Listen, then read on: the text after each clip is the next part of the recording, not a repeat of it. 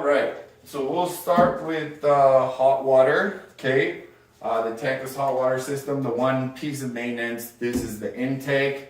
So this little screen right here will catch any debris, especially in the springtime. There's a lot of fluff in the air. You want to be checking this every month or two. There's one little screw right here that you take out. This screen pops out and you clean whatever's in there. Next, you should also be checking if there's ever a problem. It'll flash an error code. It's on the back of the Navien. The majority of them are called a plumber. The one you can do yourself is the blocked air intake.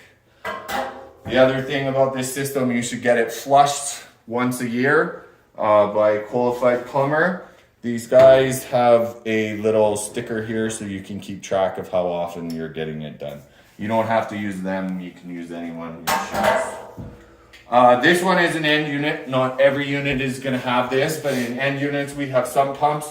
So what you want to do is this one operates the float and this one operates the pump. You just plug that in directly and then you're good to go.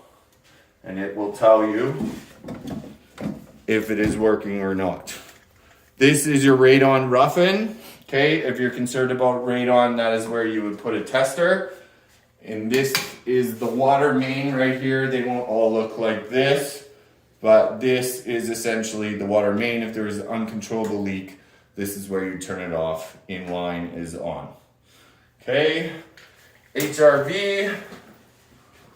We need to clean these filters in here. So these two every 3 months, okay?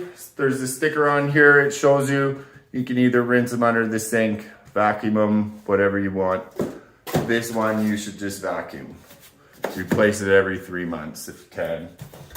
This whole core, every 6 months, you can soak it in water or you can just spray down the fins in your garage and let it dry out. Throw it back in. You can also clean out, and here will get dusty too because it's bringing in air from outside. And this has a pressure switch, so when you take the lid off, it turns off. All right. So next we will do the furnace filter right here. 4-inch filter. You should clean it as often as you can, once a month, even if it's just banging it out. That's going to help because it's so big. It will take a lot of the dust and dirt out of the air, which will restrict the airflow of the furnace. So the more you clean it, the better. For the first couple of years in here, it's going to be super dusty till all the landscaping and everything's done. The humidifier is next. So the water line right here all just snaps in. All of this snaps in.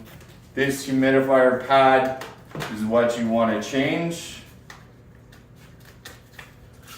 Comes out like that. So you can clean it if you want to, 1 part vinegar, 4 parts water, or you can just buy new ones. They're like 12 bucks, I think. You need about 3 for the year.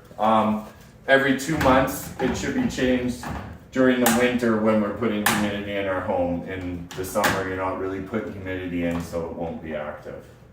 So if you buy 3, you're set for the year.